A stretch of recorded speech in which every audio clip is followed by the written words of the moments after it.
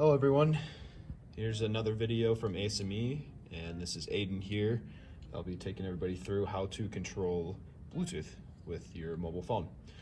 So what we're trying to do today is actually go through each one of these circuits seen here. We have our blinking LED. We'll be able to control a motor that was actually used in a previous video that we have. And also finally, which is pretty cool, we'll be able to take measurements on a force sensing resistor and be able to plot this on our phone and export it to yourself. This will all be done with the HM10 Bluetooth module. This is actually, the biggest thing of note here is there's actually quite a few clones out there of this exact model, but everything that used here will be linked in the description below. Just make sure you're buying the right Bluetooth module, as the previous clones that we've tried to use to make this video have some pretty crazy firmware that is just not intuitive to use. So with that, we'll get going into how to set up these Bluetooth modules. So for these next two videos, we will cover the setup of these Bluetooth modules. And this first one, we'll go through each of the 6 pins that these Bluetooth modules have. The first, going from top to bottom, is our state pin. This will return high if connected to our device. And this can actually be used to automate some functionality if you'd like to. Moving into the next pin, marked as RxD, this is actually a receiver pin that will be connected to the Arduino's transmitter pin. And this will allow communication between the Arduino and Bluetooth device.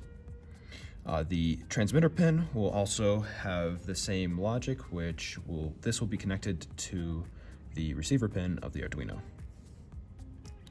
Moving on to the next is our ground pin. And then VCC is actually our power pin, which should be connected to 3.3 volts. This is actually due to logic in Arduino is sent at this amount of voltage. So it just allows a little easier communication, and if we put 5 volts through this Bluetooth module, it could potentially cause problems. Finally, we have our EN pin, which actually stands for enable. If this is set to high, as in we manually set it to high, this will break communication between the Bluetooth module and our device or our phone. So in our second video of the setup section, we will go through some various AT commands that allow us to directly communicate from our laptop to the Bluetooth module.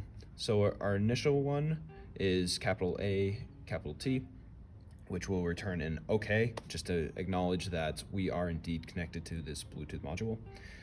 And then a little bit of a list of common AT commands will be listed here. But the biggest one that we would like to just differentiate our Bluetooth device to the ones seen here on the DSD Tech Bluetooth app for iOS devices. We can differentiate the various Bluetooth modules that are in our area, just to make it a little bit easier to find, by putting in AT, capital A, capital T, plus name, followed by directly what we want this particular device to be called. For our instance, we will use ASME_2, and this command should be put into the serial monitor of the Arduino app or interface. But so just to point out before we connect, this LED is flashing, which means we are actually not paired to this device. So if we do go into ASME2, we can hit connect, which we actually just did. This LED went from flashing to solid, and likewise, if I disconnect here, it'll go back to flashing. So. And probably the biggest point is, if we want to input the AT commands, we cannot actually be connected with a device.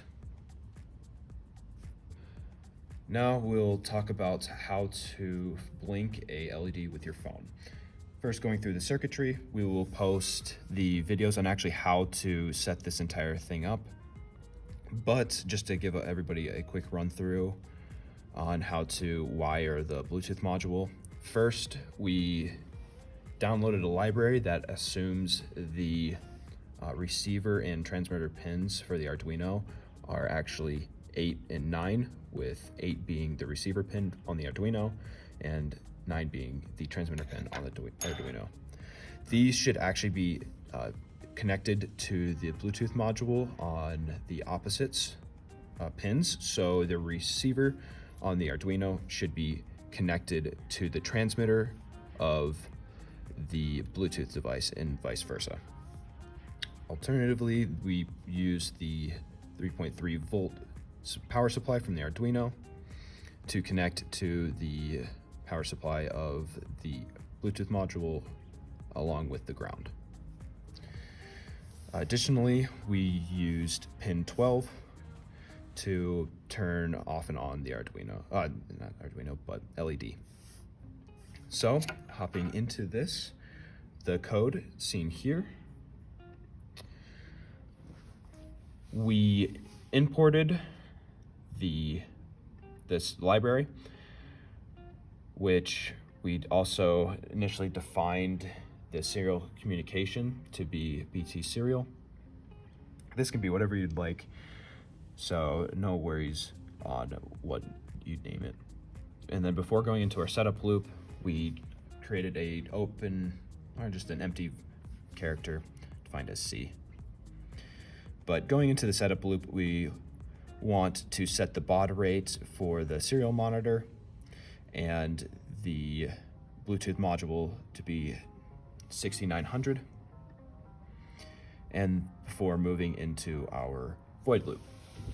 This loop will continue to loop with the function pulled from the library seen up here.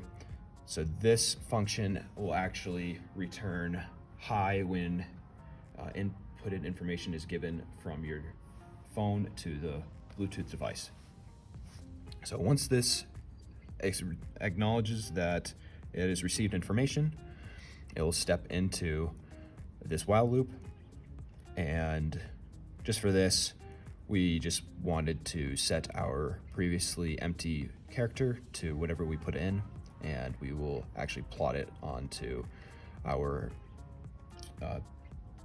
serial monitor. But so for this specific instance, we defined if we inputted F from our phone, we will set the pin 12 to low, turning off the LED, whereas if we inserted capital N, we will put it to high. These two characters can actually be whatever you'd like. So just to demonstrate, we will connect onto our particular module, step in to this. We will then give a N to turn on this LED. So if we send, that will turn on. And to turn off, we'll give it the Bluetooth module capital F. So fairly simple circuitry. It's mostly being able to understand how to upload just a bit of communication between your handheld device and Bluetooth module. And this is just really the bare bones of what we try and do with every single wiring system that we'll explain. So this, you can pretty much do whatever you'd like. So moving on to how to run a motor with your phone. The wiring is actually the exact same for the Bluetooth module as we said earlier. The really only main difference is these two wires that are hooked up to pins 11 and 12 on the Arduino going into the motor driver. And just how actually motor drivers run, we can actually look into our other video where we actually run two motors from a motor driver. But just wanted to make a note it's a fairly simple circuitry, but this is really the only difference between this and the LED. So moving on to the code, it's pretty much identical to the previous one. The only thing that we really everybody want to take note of is this section here, where we just make sure that the motor is completely turned off before we run. That being said, let's actually just give it a go and turn it on. So connecting up to our Bluetooth device, and then our two inputs are actually the same as it was to turn off and on the LED device, but we'll set N, which will turn on the LED. Send. And with that, you can control a motor from your phone. So, pretty cool. Let's turn it off real quick. And then after this, we'll move on to the force sensing resistor. And for our final demonstration here, we will be using a force sensor resistor and taking the data read from here and plotting it on our phone. But really the only thing of note is actually the circuitry for the force sensor resistor. Everything for the Bluetooth setup is identical as the similar demonstrations. But really what's happening in this area, we are taking a 5 volts power supply from the Arduino and passing it through 2 resistors. This FSR, or force sensing resistor, and this smaller 100K ohm resistor. And really what's gonna happen here is we're gonna measure the voltage reading when we variate the resistance of these two by actually just applying a load to this force sensor resistor. But this, when under no load, the force sensor resistor is extremely high on the scale of mega ohms. And when you do apply the load, it essentially goes down to 0 or close to. So, and we're actually able to measure that difference. And for that, we will actually jump over to our code over here and walk through it a little bit.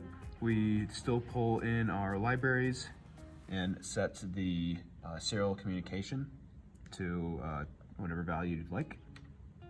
And this time we'll have 2 different characters. We'll define those before going into our setup loop, which we also set our baud number for both our serial monitor and Bluetooth device. And we will also initialize an analog pin as an input pin, which was actually, it's seen right here. And then going into our void loop, if we are receiving inputs, we will, so if we're receiving inputs, we will set whatever values the pin A0 is reading as this variable, and then printing it into our serial monitor over here. And we'll just continuously do that. So let's give this a go. We'll upload our code. And we'll begin reading as seen here. So when there's no load applied, we should probably connect to our Bluetooth module. And this is actually called BLExAR app, which actually gives you this ability to plot data over time. So if you go into the data tab, we will be able to see all of the data that this Bluetooth device is receiving. So if we apply a small load to our force sensor resistor, it actually will show up on the app, which is pretty cool. So this app itself is actually will cost, I forget how much it is, but we'll link that below. So it's just a fun little app to play around with. So you can clear your plots if you'd like, or after you've recorded a little bit of data, you can actually send it to yourself via email and it'll be sent as a CSV file for you to analyze.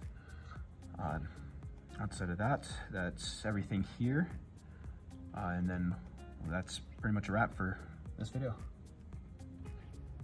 And something of note that I forgot to mention earlier, when you are running a motor, make sure you have an external power supply. This can just be a battery. We just happen to have this on hand. But if you try to run a motor off of your Arduino, there won't be enough current. It'll try and pull just too much current than an Arduino can supply. So it just won't run. So, and just as we wrap up this video, just wanted to say thanks for watching and hope you enjoy. And just be prepared for any other videos that'll be coming out in the coming months.